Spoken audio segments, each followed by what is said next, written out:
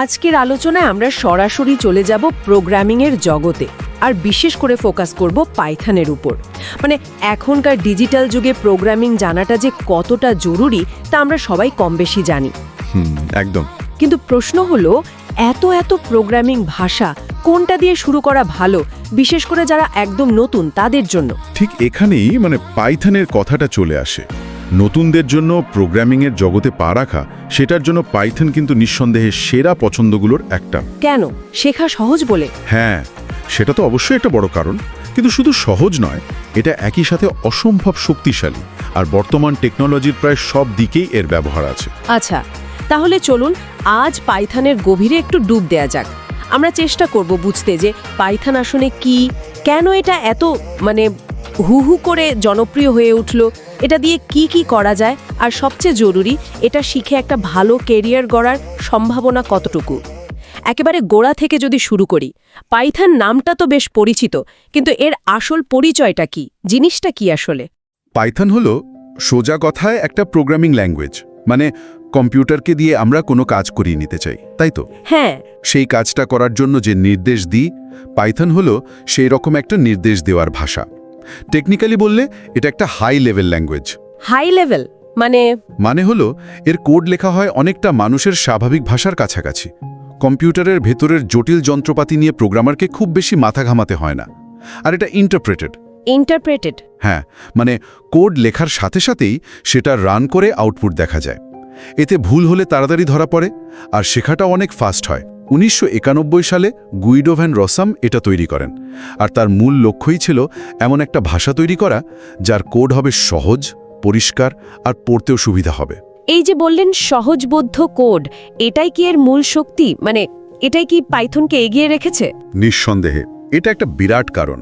পাইথনের syntax বা code লেখার নিয়মকানুন খুবই সরল। ধরুন, অন্য অনেক ভাষায় কোড লিখতে গেলে প্রচুর ব্র্যাকেট, সেমিকোলন এইসব লাগে। হ্যাঁ, ওগুলো তো দেখতেই জটিল লাগে অনেক সময়। ঠিক, পাইথনে ওসবের ব্যবহার অনেক কম।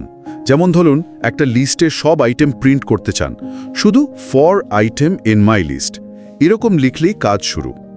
কোডটা পড়লে মনে হয় যেন সাধারণ ইংরেজি পড়ছি। এই জন্যই নতুনরা খুব সহজে প্রোগ্রামিংয়ের যে মূল আইডিয়াগুলো, সেগুলো পাইথন দিয়ে ধরে ফেলতে পারে। আচ্ছা, আমরা প্রায় দুটো কথা শুনি, পাইথন ল্যাঙ্গুয়েজ আর পাইথন প্রোগ্রামিং। এই দুটোর মধ্যে কি কোনো পার্থক্য আছে, নাকি একই জিনিস? খুব ভালো একটা প্রশ্ন। হ্যাঁ, সূক্ষ্ম একটা পার্থক্য আছে। ব্যাপারটা সহজ করে ভাবুন। পাইথন ল্যাঙ্গুয়েজ হলো ভাষাটা নিজে, এর শব্দভাণ্ডার, বাক্য তৈরির নিয়মকানুন, গ্রামার। ধরুন, এটা একটা রং তুলি। আচ্ছা। আর পাইথন প্রোগ্রামিং হলো সেই রং তুলি ব্যবহার করে ছবি আঁকা। পাইথন ভাষাটাকে ব্যবহার করে সফটওয়্যার বানানো, ডেটা অ্যানালিসিস করা, ওয়েবসাইট তৈরি করা, বা ধরুন কোনো একটা সমস্যার সমাধান বের করা। ল্যাঙ্গুয়েজ হলো জ্ঞানটা, আর প্রোগ্রামিং হলো সেই জ্ঞানের আসল প্রয়োগ। বাহ, দারুণ উদাহরণ। বেশ পরিষ্কার হলো ব্যাপারটা। এবার জানতে চাই, এই যে এত সহজ একটা ভাষা, এটা দিয়ে আসলে কি করা সম্ভব? এর কাজের পরিধিটা কত বড়? এর কাজের ক্ষেত্র বিশাল। তালিকাটা বেশ লম্বা। যদি শুরু করি ওয়েব ডেভেলপমেন্ট দিয়ে, জ্যাঙ্গো বা ফ্লাস্কের মতো খুবই শক্তিশালী ফ্রেমওয়ার্ক আছে পাইথনে। এগুলো ব্যবহার করে খুব দ্রুত দারুণ সব ওয়েবসাইট বা ওয়েব অ্যাপ্লিকেশন তৈরি করা যায়। আচ্ছা, যেমন? আপনি জানলে অবাক হবেন, ইনস্টাগ্রাম, পিন্টারেস্ট বা ইউটিউবের মতো বড় বড় প্ল্যাটফর্ম তাদের ভেতরের অনেক গুরুত্বপূর্ণ কাজে পাইথন ব্যবহার করে। বিশেষ করে ইনস্টাগ্রামের ব্যাকএন্ড তো মূলত পাইথনেই গড়া। ইনস্টাগ্রাম পাইথনে? এটা আসলেই দারুণ একটা তথ্য। আর কি করা যায়? গেম বানানো যায়? হ্যাঁ, গেম ডেভেলপমেন্টের জন্য লাইব্রেরি আছে, যেমন পাইগেম। তবে পাইথন এখন যে ক্ষেত্রগুলোতে প্রায় অপরিহার্য হয়ে উঠেছে, সেগুলো হলো ডেটা সায়েন্স, মেশিন লার্নিং বা এমএল। কম্পিউটারকে ডেটা থেকে শিখতে সাহায্য করা। একদম। আর আর্টিফিশিয়াল ইন্টেলিজেন্স বা এআই, কৃত্রিম বুদ্ধিমত্তা। Pandas, NumPy, scikit learn, TensorFlow, PyTorch, এই যে নামগুলো বললাম, এগুলো হলো শক্তিশালী লাইব্রেরি। এগুলো ছাড়া ডেটা সায়েন্স বা এআই এর জগৎ এখন ভাবাই যায় না। তার মানে সাধারণ ডেটা বিশ্লেষণ থেকে শুরু করে ধরুন ভবিষ্যতের পূর্বাভাস দেওয়া বা একেবারে স্বয়ংক্রিয়ভাবে সিদ্ধান্ত নিতে পারে এমন এআই মডেল তৈরি করা এসবই সম্ভব। অবশ্যই সম্ভব। শুধু তাই না, আমাদের প্রতিদিনকার বা অফিসের অনেক বোরিং রিপিটেটিভ কাজ থাকে না? হ্যাঁ, থাকে তো। যেমন ধরুন এক গাদা ফাইলের নাম বদলানো বা বিভিন্ন ওয়েবসাইট থেকে তথ্য খুঁজে বের করে আনা, যেটাকে বলে ওয়েব স্ক্র্যাপিং, অথবা ধরুন অটোমেটিক রিপোর্ট তৈরি করে সেটা ইমেলে পাঠানো। এই সমস্ত কাজ পাইথন দিয়ে অটোমেট করে ফেলা যায়। সত্যি, হ্যাঁ। আমার এক পরিচিত রিসার্চার তার কাজের জন্য কয়েকশো ওয়েবসাইট থেকে ডেটা কালেক্ট করতে হতো। ম্যানুয়ালি করতে গেলে পুরো দিন লেগে যেত।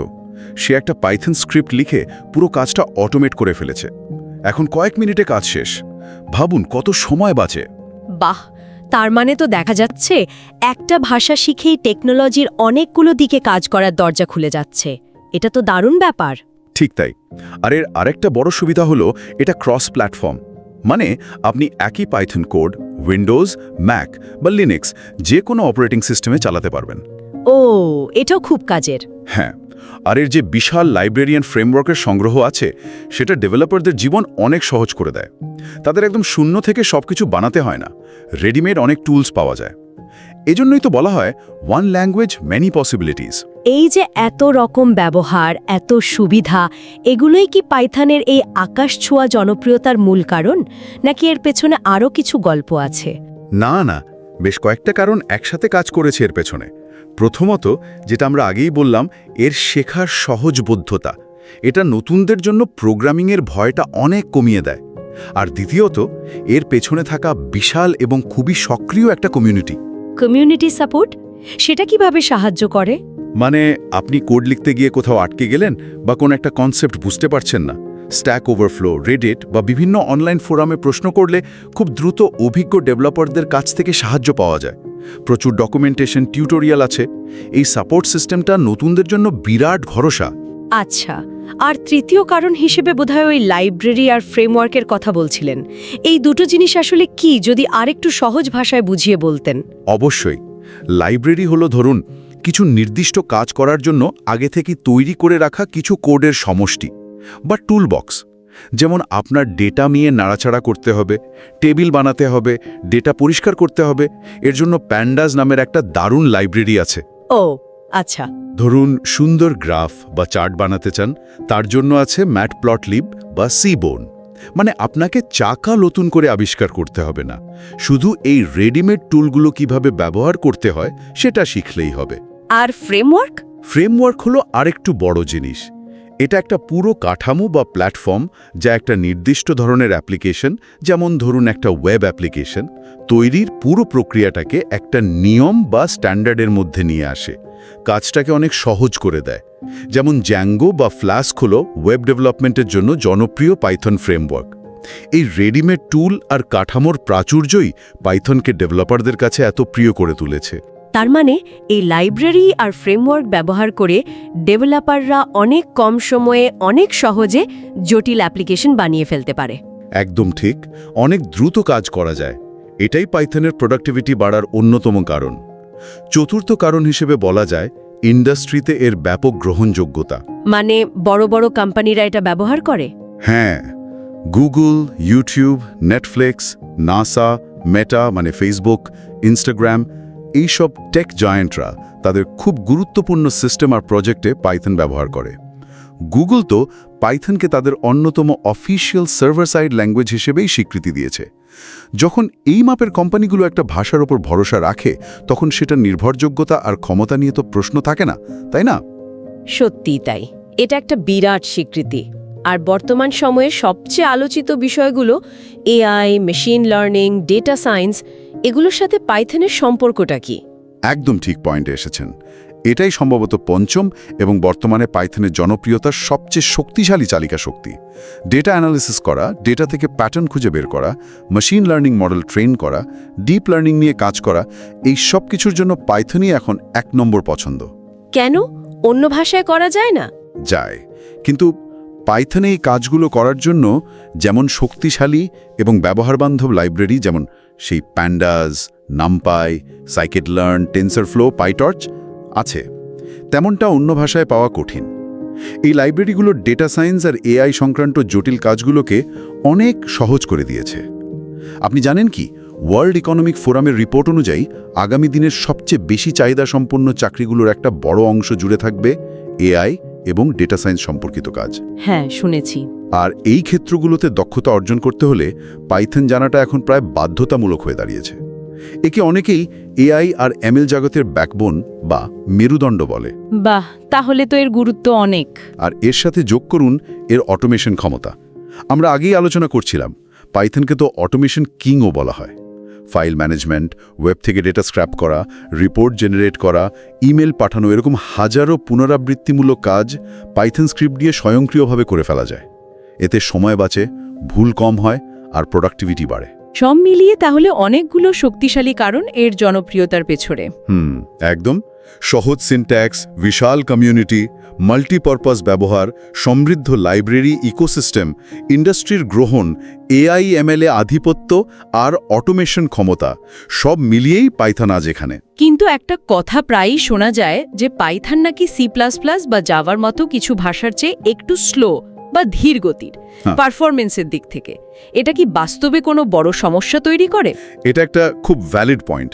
দেখুন, এটা সত্যি যে পাইথন যেহেতু ইন্টারপ্রেটেড ল্যাঙ্গুয়েজ, কিছু কিছু ক্যালকুলেশন ইন্টেন্সিভ কাজের ক্ষেত্রে যেখানে একদম মিলি বা ন্যানোসেকেন্ড লেভেলের পারফরমেন্স ক্রিটিক্যাল, সেখানে কম্পাইলড ল্যাঙ্গুয়েজ যেমন সি++ বা জাভা হয়তো কিছুটা দ্রুত কাজ করতে পারে। আচ্ছা। কিন্তু বেশিরভাগ অ্যাপ্লিকেশনের জন্য, বিশেষ করে আমরা যেগুলোর কথা বললাম, web development, data science, scripting automation, বেশিরভাগ এএমএল টাস্ক, এগুলোর ক্ষেত্রে পাইথনের গতি যথেষ্ট চেয়েও বেশি। আর যেখানে খুব বেশি স্পিড দরকার, সেখানেও পাইথনের কোডকে অপটিমাইজ করার বা দরকার হলে অন্য ফাস্টার ল্যাঙ্গুয়েজের যেমন সি++ সাথে ইন্টিগ্রেট করার উপায় আছে।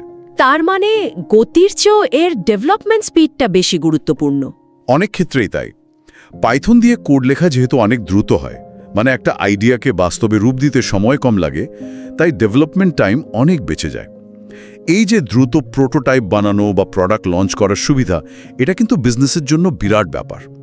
তাই সামগ্রিকভাবে দেখলে ওই সামান্য গতির ঘাটতিটা বেশিরভাগ ক্ষেত্রেই এর অন্যান্য সুবিধার কাছে তেমন বড় সমস্যা হয়ে দাঁড়ায় না।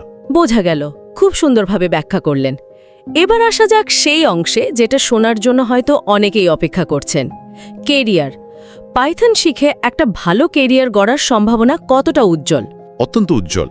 মানে বর্তমান টেক ইন্ডাস্ট্রিতে পাইথন স্কিল থাকাটা একটা বিরাট সম্পদ। শুধু দেশেই না, আন্তর্জাতিক বাজারেও এর চাহিদা প্রচুর। কি ধরনের চাকরির সুযোগ তৈরি হয়? অনেক ধরনের।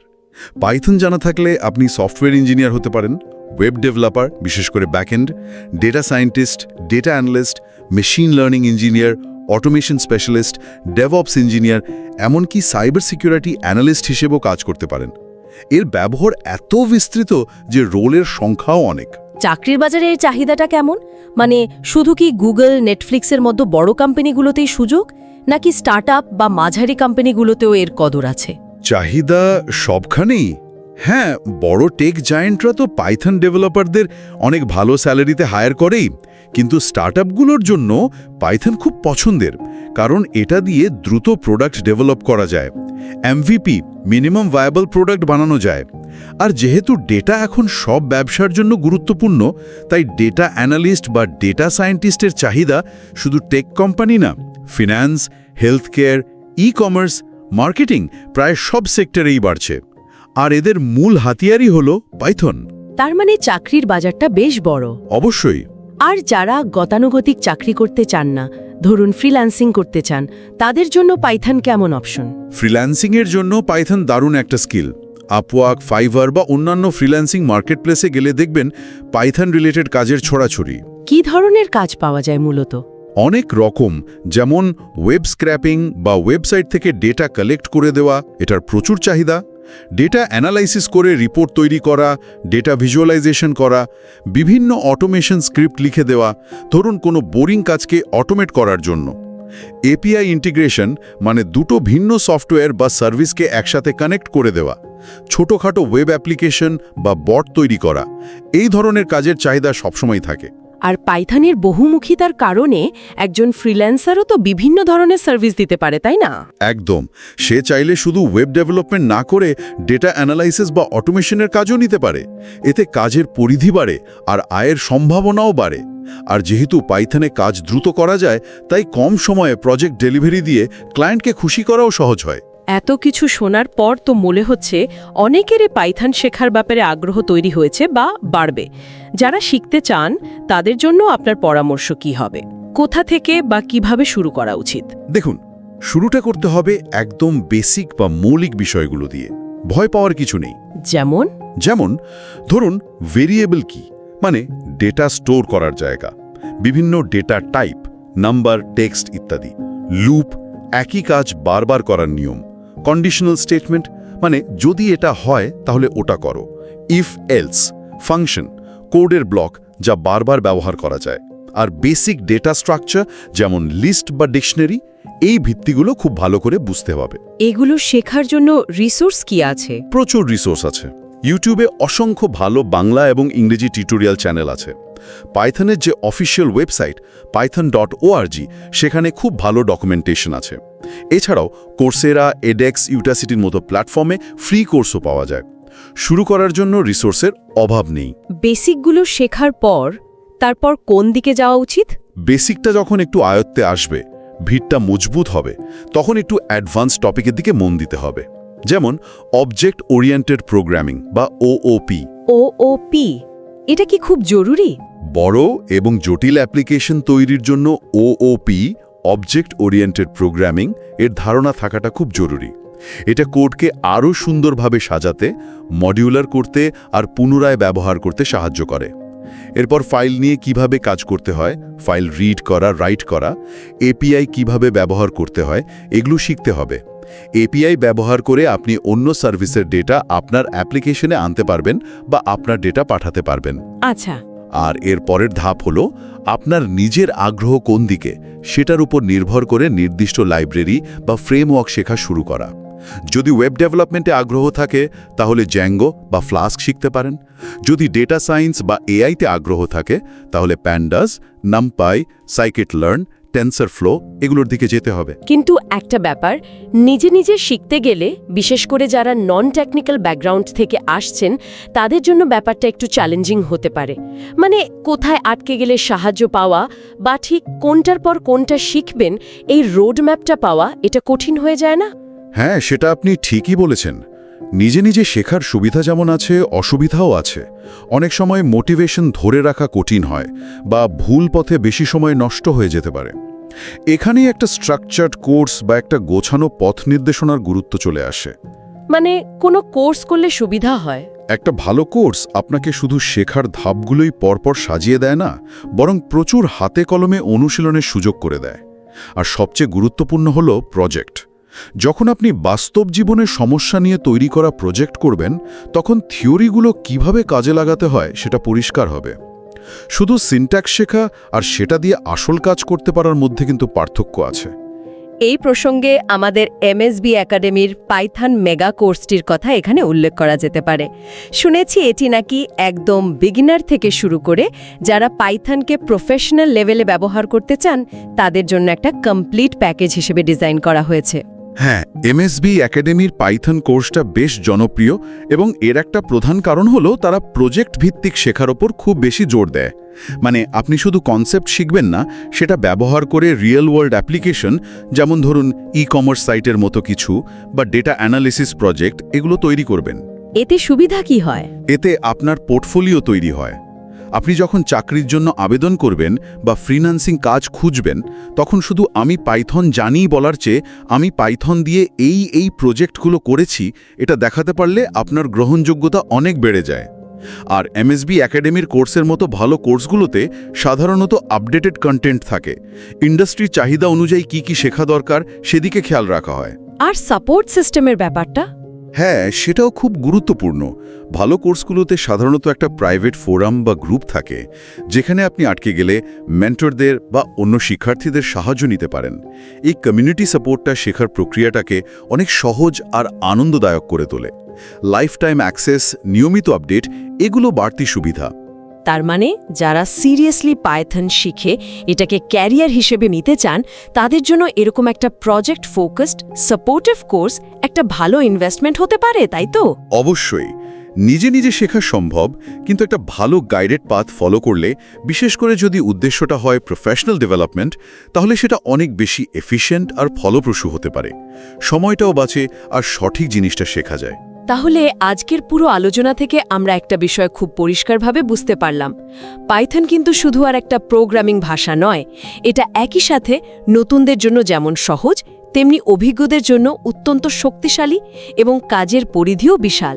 একদম। বর্তমান ভবিষ্যৎী টেকনোলজির উলোকে নিজের একটা শক্ত অবস্থান তৈরি করার জন্য পাইথন শেখাটা একটা অসাধারণ হাতিয়ার হতে পারে। ঠিক তাই।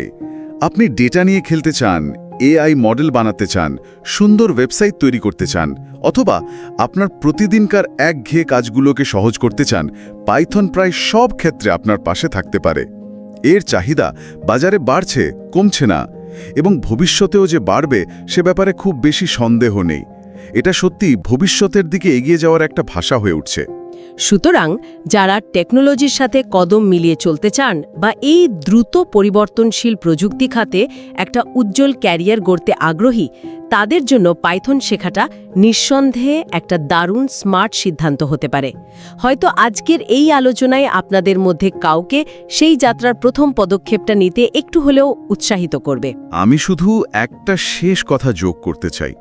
পাইথন শেখা মানে কিন্তু শুধু কিছু কোড লেখা শেখা নয়, এটা আসলে সমস্যা সমাধানের একটা নতুন দৃষ্টিভঙ্গি অর্জন করা।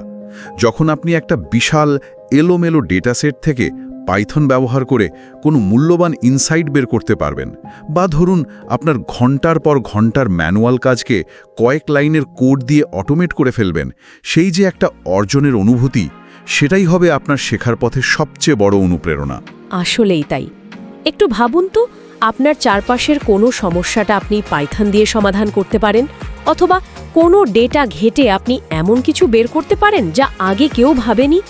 এই প্রশ্নগুলো না হয় আপনার মনে ঘুরপাক খেতে থাকুক, কে জানে হয়তো এখানেই আপনার পাইথন অ্যাডভেঞ্চারের আসল শুরু।